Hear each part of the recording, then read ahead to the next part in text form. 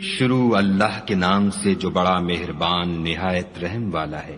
ہمیں اس شہر مکہ کی قسم، اور تم اسی شہر میں تو رہتے ہو، اور باپ یعنی آدم اور اس کی اولاد کی قسم کہ ہم نے انسان کو تکلیف کی حالت میں رہنے والا بنایا ہے، کیا وہ خیال رکھتا ہے کہ اس پر کوئی قابو نہ پائے گا؟ کہتا ہے کہ میں نے بہت سا مال برباد کر دیا، کیا اسے یہ گمان ہے کہ اس کو کسی نے دیکھا نہیں؟